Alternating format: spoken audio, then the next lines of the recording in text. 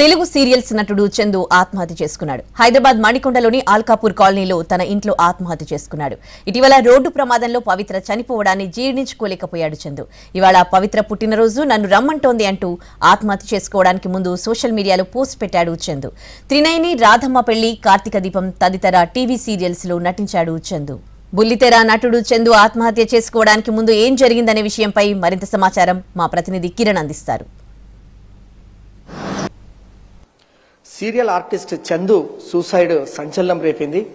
నాసింగ్లోని Alkapur colony green leaves తన అపార్ట్మెంట్లోని 5th floor 502 రూమ్లో suicide పాల్పడ్డాడు. ప్రస్తుతం మనము తన నివాసం వద్ద ఉన్నాం. చందు సూసైడ్ చేసుకున్న అపార్ట్మెంట్లోని 5th ఫ్లోర్ 502 రూమ్ వద్ద ఉన్నాం.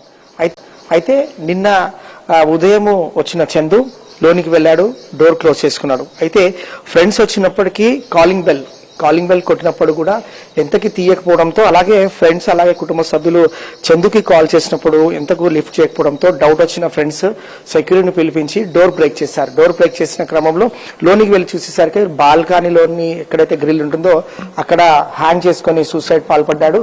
వెంటనే పోలీసులకు సమాచారం అందించారు. ఘటనా స్థలానికి చేరుకున్న పోలీసులు బాడీని ప్రస్తుతం అయితే ఉస్మానియా పోస్ట్ మార్టం నిమిత్తం ఉస్మానియా మార్చికి షిఫ్ట్ చేశారు. టాలీవుడ్ బుల్లితెర పరిశ్రమలో చందు సూసైడ్ అనే తీవ్ర విషాదాన్ని నెలకొల్పిందని చెప్పాలి. సీరియల్ నటుడు చందు ఆత్మహత్య గల వివరాలు పరిశీలిస్తే మాత్రం తెలుగులో త్రినయని, కార్తీక దీపం, రాధమ్మ కూతురు వంటి సీరియల్స్ లో నటించి ఎందరినో మెప్పించాడు. అయితే పవిత్ర జయరాం మరణం తర్వాత, ఆమె రోడ్ యాక్సిడెంట్ లో మరణించిన తర్వాత, పవిత్ర జయరాం మరణించిన తర్వాత చందు చాలా తీవ్రంగా అతను డిప్రెషన్ లోకి వెళ్ళాడు. 6 ఏళ్ళుగా కూడా వీరిద్దరికి దగ్గర సంబంధం ఉంది. వీరిద్దరు కూడా సహజీవనం చేస్తున్నారు. అయితే ఈ క్రమంలో పవిత్ర మృతిని తట్టుకోలేకే చందు సూసైడ్ పాల్పడినట్టుగా పలు అనుమానాలు కూడా వ్యక్తమవుతున్నాయి. చందుకు భార్య ఉంది, అలాగే 2 పిల్లలు ఉన్నారు. అయితే యాక్టర్ చందు ఎవరైతే ఉన్నారో, సీరియల్ యాక్టర్, మరణ వార్త తెలుసుకున్న ఇండస్ట్రీ కావచ్చు, అలాగే స్నేహితులు, వారి కుటుంబ సభ్యులు వీరందరూ కూడా తీవ్ర విషాదంలోకి వెళ్లారు. ఇదే నివాసంలో 502లో గత కొంతకాలంగా పవిత్ర జయరాంతో పాటు చందు నివాసం ఉంటున్నాడు. అయితే నిన్న వారిద్దరు పిల్లలు ఎవరైతే ఉన్నారో వారిద్దరు పిల్లలు బయటికి వెళ్ళిన తర్వాత చందు మధ్యాహ్నం సమయంలో లోనికి వెళ్ళాడు.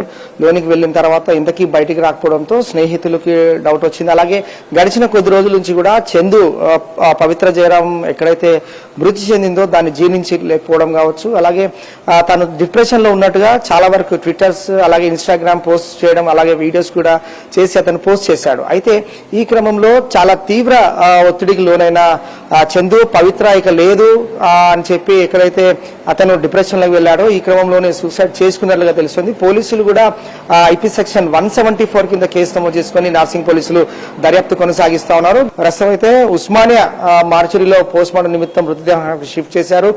పోస్ట్ మార్టం అనంతరం డెడ్ బాడీని కూడా కుటుంబ సభ్యులకు అప్పగించే అవకాశం కూడా కనిపిస్తుంది. ఓవరాల్ గా ఇటు నార్సింగ్ పోలీసులు చందు సూసైడ్ కి సంబంధించి ఐపీ సెక్షన్ 174 అనుమానాస్పద మృతిగా కేసు నమోదు చేసుకుని దర్యాప్తు కొనసాగిస్తున్నారు. పవిత్ర జయరాం రోడ్ యాక్సిడెంట్ లో చనిపోవడాన్ని జీర్ణించుకోలేక అలాగే తీవ్ర డిప్రెషన్ లోకి వెళ్లి చందు సూసైడ్ చేసుకున్నట్లుగా ప్రాథమికంగా పోలీసులు కూడా సమాచారం అందుతుంది. ఆ దిశగా పోలీసులు దర్యాప్తు కొనసాగిస్తున్నారు. వీడియో జర్నలిస్ట్ రాకేష్ తో కిరణ్, NTV, హైదరాబాద్.